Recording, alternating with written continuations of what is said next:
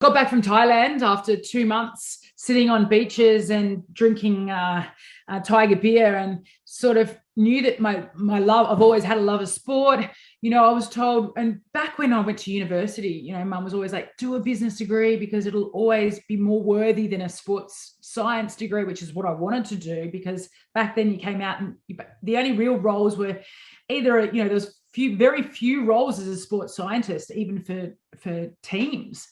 You became basically a glorified PE teacher. So I am glad that I did business, but I came back and I was like, what, I need to do something in sport. So I enrolled to be a PT and got that qualification, worked on a gym floor for 12 months to build my experience, and opened my first personal training studio in Crow's Nest in 2004 called Envisage Fitness Studios. So again, back in the day, it was the first of its kind.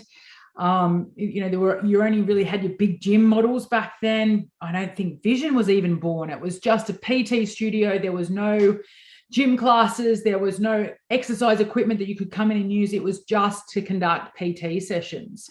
And that just grew and grew and grew. I thought my demographic would be females. It ended up being high-end corporates who wanted a separate space to be told what to do in, basically. Yeah. Okay. Awesome. And so what are some of the other businesses that you've had since then? I left there and basically I went into a contractor role, and I worked with the NRL teams, and I went out and delivered qualifications to Canterbury Bulldogs, Manly Seagulls, Penrith Panthers.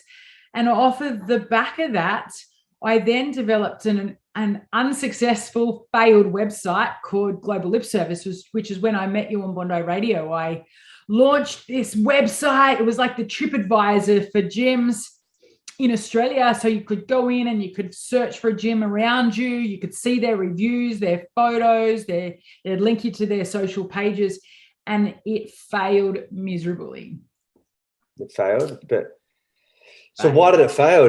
Was it more of a, like, I guess I know, but what, tell the viewers out there why.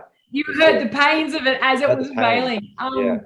Personally, just so people can learn, from what you did and what you could do differently next time from your failures. Yeah, I mean, and I don't ever regret it, even though, it cost me a fair bit of money and a lot of time. I don't regret it. It was my first business in the startup space. I met lots of lessons in terms of tech startups. The biggest one I think I learned was that you have to validate your idea before go spending a lot of money. So you talk about this a lot, is, bootstrapping, lean startups, building it out a cheap